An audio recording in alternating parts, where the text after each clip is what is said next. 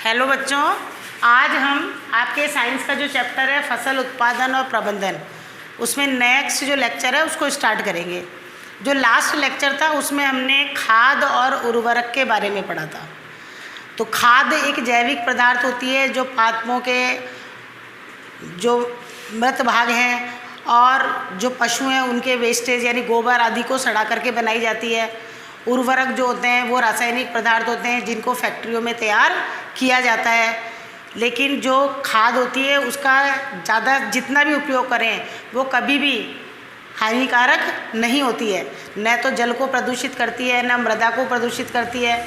लेकिन जो उर्वरक होते हैं उनका आवश्यकता से ज़्यादा उपयोग करें तो वो बहुत हानि पहुंचाते हैं। तो खाद और उर्वरक में क्या अंतर है, ये क्वेश्चन मैंने आपको दिया था करने का, आपने कर लिया होगा। अब नेक्स्ट इसमें टॉपिक है कि खाद के लाभ क्या है, खाद के क्या लाभ हैं। तो ये लाभ इम्पोर्टेंट है, आपसे पूछा जा सकता है एग्जाम में, खाद के लाभ बताइए। तो इसमें मिट्टी की जल धारण क्षमता में वृद्धि होती है, यानी खाद की जितनी खाद मिट्टी में डालेंगे तो मिट्टी जो है वो जल को ज़्यादा से ज़्यादा क्या करेगी, अवशोषित करेगी और मिट्टी के अंदर जल को धारण करने की क्षमता क्या हो जाएगी, बढ़ जाएगी। दूसरा है इससे मिट्टी भुरभुरी और सैरंध्र हो जाती है, यानी मिट्टी के अंदर छोटे छोटे क्या हो जाते हैं, छेद हो जाते हैं, जिसके कारण गैस विनिमय सरलता से होता है। यानी ऑक्सीजन का आना, कार्बन डाइऑक्साइड का निकलना, फिर कार्बन डाइऑक्साइड का आना, ऑक्सीजन का निकलना। आपको मैंने बताया था कि पादप श्वसन क्रिया में तो कौन सी गैस लेते हैं, ऑक्सीजन और कार्बन डाइऑक्साइड ही छोड़ते हैं। लेकिन इस कार्बन डाइऑक्साइड का उपयोग वो भोजन बनाने की क्रिया जिसको हम कहते हैं प्रकाश संश्लेषण में करते हैं। तो पादप की मिट्टी के अंदर गैसों का विनिमय होना क्या है, अत्यंत आवश्यक है। तो खाद जो होती है वो मिट्टी को भुरभुरी और सैरंध्र बनाती है, जिससे उसमें गैसों का विनिमय क्या हो जाता है, आसानी से हो जाता है। इसमें मित्र जीवाणुओं की संख्या में वृद्धि होती है। अब मित्र जीवाणु क्या होते हैं, जैसे आपको बताया था कि पहले पढ़ाया था कि केंचुए को भी किसान का मित्र कहते हैं। ऐसे ही मित्र जीवाणु जो मृदा की उर्वरकता को बढ़ा रहे हैं, जो किसान के लिए क्या है, फायदेमंद है, जो किसान को क्या कर रहे हैं, लाभ पहुंचा रहे हैं, ऐसे जीवाणुओं को हम क्या कहते हैं, मित्र जीवाणु। तो जो खाद होती है वो मित्र जीवाणुओं की संख्या में क्या करती है, वृद्धि करती है। और नेक्स्ट है इससे मिट्टी का गठन सुधर जाता है, यानी मिट्टी क्या हो जाती है, गठित हो जाती है, यानी ऐसे फैली हुई नहीं रहती है। जितनी ज़्यादा मिट्टी गठित होगी उसका अपरदन क्या होगा, कम होगा। अपरदन आप जानते हो, जरा सा भी पानी डाला मिट्टी बह करके चली जाती है, और जब मिट्टी बह के जाती है तो उसके मिट्टी के ऊपर जो भाग में ह्यूमस जैसे पदार्थ होते हैं जो मृदा के उपजाऊपन को बढ़ाते हैं, वो भी बह करके क्या हो जाते हैं, चले जाते हैं। तो जितनी उसमें खाद होगी वो मिट्टी के गठन को क्या करती है, बढ़ाती है। तो ये खाद के क्या है, लाभ हैं। तो हम फसल वाले जो चैप्टर है उसमें पहला हमने मिट्टी तैयार कर ली, उसके बाद मिट्टी तैयार करने के बाद उसमें बीजों को क्या करा है, हमने बोया है। फिर बीजों को बढ़ने के लिए जब बीज अंकुरित हो जाएगा तो पादप को वृद्धि के लिए किसकी आवश्यकता है, पोषक पदार्थों की। तो ये पोषक पदार्थ कौन से दिए हमने, खाद और उर्वरक। जैसे हम भोजन के अंदर क्या लेते हैं, पोषक तत्व लेते हैं ना, जो हमारे शरीर को क्या कराते हैं, ग्रोथ कराते हैं। जब छोटा बच्चा होता है तो उसको दूध पिलाते हैं, ज़्यादा प्रोटीन की चीज़ें देते हैं ताकि वो जल्दी जल्दी क्या करे, ग्रोथ अच्छी करे, बढ़े। इसी तरह से पादपों को भी ग्रोथ कराने के लिए पोषक पदार्थ दिए जाते हैं, और वो पोषक पदार्थ पादप के लिए क्या है, खाद और उर्वरक। अब आपने खाद दे दी। अब जो नेक्स्ट टॉपिक आता है वो है सिंचाई। सिंचाई, अब खेतों में पानी देना, चौथा पॉइंट। पहला मिट्टी तैयार कर ली, बीजों को बो दिया, फिर हमने क्या दे दी उसमें, खाद और उर्वरक। अब जो नेक्स्ट पॉइंट आता है वो है सिंचाई। अब पादप को सिंचाई करना यानी उसको पानी देना भी क्या है, आवश्यक है। ऐसे नहीं है कि बाल्टी भर भर के हम खेत में पानी डाल रहे हैं, ऐसा पॉसिबल है क्या? खेत जो होते हैं वो बहुत बड़े बड़े एरिया में होते हैं, ऐसे किसान बाल्टी भर भर के पानी डाल सकता है क्या? नहीं डाल सकता है। तो खेतों में क्रम एक निश्चित अंतराल के बाद, ऐसे नहीं है कि उसमें रोज़ पानी भरे जा रहे हैं, पानी भरे जा रहे हैं।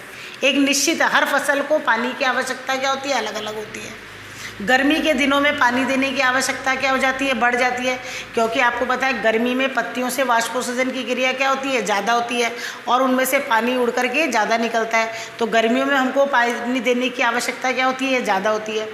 और फसल में भी क्या होता है कि हर फसल को एक जैसा पानी यानी एक ही मात्रा में पानी देने की आवश्यकता नहीं होती है। कुछ फसल को पानी की ज़्यादा आवश्यकता होती है, कुछ फसल को पानी की आवश्यकता कम होती है। तो नेक्स्ट जो टॉपिक है वो है सिंचाई। सिंचाई क्या है? निश्चित अंतराल पर खेत में जल देना क्या कहलाता है? सिंचाई। अब खेत में जल देना क्या कहलाता है? सिंचाई कहलाता है। अब सिंचाई के स्रोत कहाँ कहाँ से पानी होता है? कुएं से, जलकूप, तालाब, झील, नदियाँ, बांध, नहर, इन सब से पानी लेकर के खेतों में क्या करी जाती है? सिंचाई की जाती है। अभी मैंने आपको बताया कि सिंचाई करने का मतलब ये नहीं बाल्टी भर भर के खेतों में से, नदियों में से पानी लाकर। सिंचाई के कुछ तरीके होते हैं। तो सिंचाई के पारंपरिक तरीके थे क्या थे?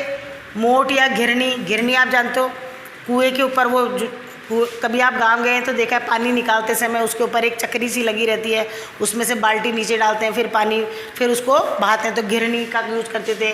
चैन पंप, चैन पंप, वो चैन के पंप होता था और पानी अपने आप उसके अंदर जाता था।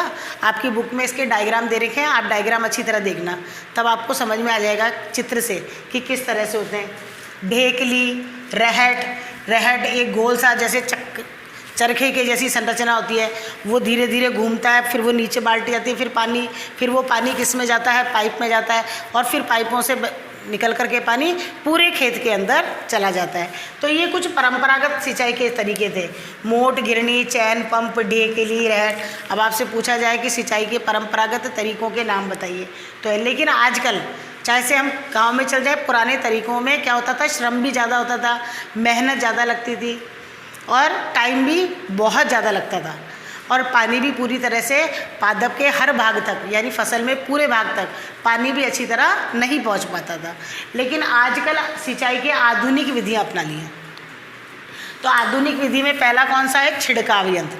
आजकल तो आप देखते हो गार्डन में भी आप घूमने जाते हो तो ये छिड़काव यंत्र के द्वारा ही जो घास लगी रहती है उसमें पानी पहुँचता है। ये सब काम किससे होता है? मोटर जो होती है उससे निकला रहता है, उसमें छोटे छोटे नोज़ल होते हैं, फिर मेन पाइप से उसमें क्या जाता है? पानी जाता है, और वो चारों तरफ क्या होता है? घूमता है। तो घूमने से जो पानी होता है वो चारों तरफ पाइपों में लगता है। तो आजकल क्या करते हैं? छिड़काव यंत्र विधि से ही फसलों की सिंचाई करते हैं।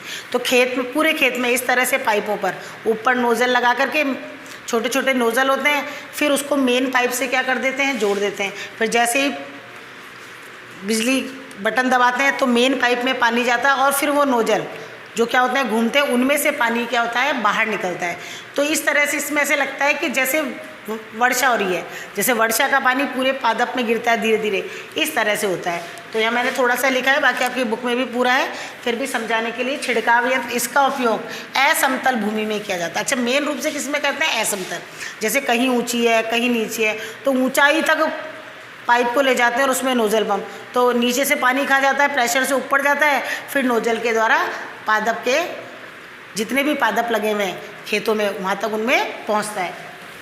ऊर्ध्व पाइपों के ऊपरी सरों पर नोज़ल लगे रहते हैं। ऊर्ध्व का मतलब जो खाड़े पाइप होते हैं, यह पाइप निश्चित दूरियों पर मुख्य पाइप से जुड़ा रहता है। पहले मेन पाइप होते हैं, फिर उसमें ऊपर क्या लगे रहते हैं? नोज़ल, और ये जो पाइप होता है वो किससे जुड़ा रहता है? मुख्य पाइप से। निश्चित दूरियों पर, थोड़ी थोड़ी दूरी पर उसका कनेक्शन किससे कर देते हैं? मुख्य पाइप से। जब पंप की सहायता से जल मुख्य पाइप में भेजाता है, जैसे ही मोटर स्टार्ट करी, पंप चालू होगा, करते ही पानी किसके अंदर आ जाएगा? मुख्य पाइप में। तो वह घूमते हुए नोजल से बाहर निकलता है, पाइप जाकर फिर उसके ऊपर जो नोजल लिखे, नोजल क्या होते रहते हैं? घूमते रहते हैं, और उनसे पानी क्या होता है? बाहर निकलता है। इसका छिड़काव पौधों पर ऐसे होता है जैसे वर्षा हो रही हो। तो आजकल तो आप देखो पार्क में जाओगे तभी भी, और वैसे भी आजकल आप गांव में जाओ तो गांव में देखते होंगे कईयों के दादा दादी, नाना नानी गांव में रहते हैं, तो आपने गांव में जाकर के इसी तरह से विधि, सिंचाई की ये विधि देखी होगी जिसमें खेतों में पानी दिया जाता है। नेक्स्ट है आपके ड्रिप तंत्र। ड्रिप तंत्र, ड्रिप का मतलब बूंद बूंद, ऐसी विधि जिसमें बूंद बूंद करके पानी जड़ों को पहुंचाया जाता है। तो जहाँ पर पानी की बहुत ज़्यादा कमी होती है, यानी पानी की एक भी बूंद को हमको व्यर्थ नहीं करना है, वहाँ पर इस विधि का उपयोग किया जाता है। इस विधि में जल बूंद बूंद करके पौधे की जड़ों को मिलता है, अतः इसे ड्रिप तंत्र कहते हैं। यानी बूंद बूंद करके पानी कहाँ जो मिट्टी में जाता है और मिट्टी से फिर पादप की जड़ों तक पहुँचता है। तो इसीलिए बूंद बूंद करके जा रहा है, तो पानी की एक बूंद भी इसमें व्यर्थ नहीं होती है, और सारा पानी मिट्टी से किसके अंदर चला जाता है? पादप की जड़ों में चला जाता है। जल की कमी वाले क्षेत्रों में ये क्या है? वरदान। जहाँ पर जल की बहुत ज़्यादा क्या होती है, कमी होती है, वहाँ पर यदि हम इस तरह से सिंचाई करें तो पादप, खेत के अंदर जितने भी पादप लगे हैं उन सबको पानी आसानी से मिल जाएगा। अब ये हमने पढ़ लिया सिंचाई। अब नेक्स्ट पॉइंट आ गया खरपतवार से सुरक्षा। अब बीच में भी बताया था खरपतवार क्या होती है। कभी कभी प्राकृतिक रूप से, ऐसे नहीं उसको किसान बोता है, प्राकृतिक रूप से ही अनचाहे पौधे फसल के बीच में क्या हो जाते हैं, उग जाते हैं, उनको हम क्या कहते हैं, खरपतवार कहते हैं। खेतों में कई अवांछित पौधे प्राकृतिक रूप से फसल के साथ उग जाते हैं, इन अवांछित पौधों को हम क्या कहते हैं, खरपतवार कहते हैं। अब इन खरपतवारों को फसल में से हटाना बहुत ज़रूरी होता है। क्यों? क्योंकि ये जो खरपतवार होती है वो फसल को उगने नहीं देती है। क्यों? क्योंकि जितने पोषक तत्व जो फसल को प्राप्त होने चाहिए, जो आपने खाद डाला है, उर्वरक डाली है, वो जो फसल को प्राप्त होनी चाहिए वो कौन ले लेते हैं, खरपतवार ले लेती है। एक तो हम किसी को पूरी चीज़ दें, उसमें से फिर आधा हिस्सा किसने ले लिया, खरपतवार ने, तो पादप को पूरे न्यूट्रिएंट या पोषक तत्व नहीं मिल पाएंगे और जो पादप होते हैं वो अच्छी तरह वृद्धि नहीं कर पाएंगे। इसीलिए इन खरपतवारों को बीच बीच में से, फसल के बीच में से हटाना क्या होता है, ज़रूरी होता है। और खरपतवार को जब हम फसल के बीच बीच में से हटाते हैं तो उसको हम क्या कहते हैं, निराही कहते हैं। अनावश्यक पौधों को तो बहुत सारी विधियां हैं, कई बार तो ट्रैक्टर के साथ में फसल बोने से पहले ही, बीज बोने से पहले ही जो अनावश्यक पौधे हैं वो मैं आपको पीछे बता चुकी हूँ। उसमें एक लोहे की सी एक पत्ती होती है, वो ट्रैक्टर के साथ चलती है तो वो अनचाहे पौधों को क्या कर देती है, उखाड़ देती है। कई बार किसान जो होते हैं वो हाथों से उखाड़ करके इनको बाहर फेंक देते हैं। इस तरह से खरपतवार का फसल के बीच में से हटना क्या होता है, अनिवार्य होता है। जब खरपतवार नहीं होगी तभी फसल को पूरे पोषक तत्व मिल पाएंगे और जो फसल है वो एक अच्छा उत्पादन देगी। आजकल रासायनिक छिड़काव करके भी, कई रासायनिक पदार्थों का छिड़काव करके भी खरपतवार को क्या किया जाता है, नष्ट किया जाता है। तो उनका छिड़काव कर देते हैं तो जो अनचाहे पौधे हैं वो अपना आप ही क्या हो जाते हैं, नष्ट हो जाते हैं, या उनकी वृद्धि क्या हो जाती है, रुक जाती है। तो रासायनों के उपयोग से भी खरपतवार पर नियंत्रण किया जा सकता है। इन्हें खरपतवार नाशी कहते हैं। और एक रासायनिक खरपतवार नाशी का नाम है 2,4-D। ये आपको याद करना है कि एक खरपतवार नाशी रासायनिक कौन सा है, रसायन, जिसका नाम है 2,4-D। तो आज हमने 2 पॉइंट और पढ़े, कृषि पद्धति के, सिंचाई और खरपतवार से सुरक्षा। अब आपको इसमें से क्वेश्चन मैं दे रही हूँ। क्वेश्चन नंबर पहला आपको करना है कि सिंचाई की आधुनिक विधियों को समझाइए। तो सिंचाई की आधुनिक विधियाँ, छिड़काव यंत्र और ड्रिप तंत्र। आपकी बुक में इनके डायग्राम भी बने हुए हैं, तो आप कोशिश करना कि आप उन डायग्राम को भी अपनी होमवर्क कॉपी के अंदर बनाएं। और दूसरा क्वेश्चन आपको करना है, खरपतवार किसे कहते हैं। खरपतवारों को खेतों में से हटाना क्यों अनिवार्य है। अभी मैंने आपको बता दिया क्यों अनिवार्य है, क्योंकि वो फसल को बढ़ने नहीं देती है, यानी उसकी वृद्धि को क्या कर देती है, रोक देती है। क्यों? क्योंकि जो पोषक तत्व फसल को मिलने चाहिए वो कौन ले लेती है, उसमें से खरपतवार ले लेती है। तो पादप की वृद्धि अच्छी तरह नहीं हो पाती है। तो खरपतवार किसे कहते हैं, खरपतवारों को फसल में से हटाना क्यों अनिवार्य है, एक क्वेश्चन। और नेक्स्ट क्वेश्चन आपको करना है, खाद के लाभ बताइए, इंपॉर्टेंट क्वेश्चन है। तो ये 3 क्वेश्चन आपको अपनी होमवर्क कॉपी में करने हैं। इस लेसन का जो नेक्स्ट टॉपिक है वो हम नेक्स्ट लेक्चर में स्टार्ट करेंगे। Thank you.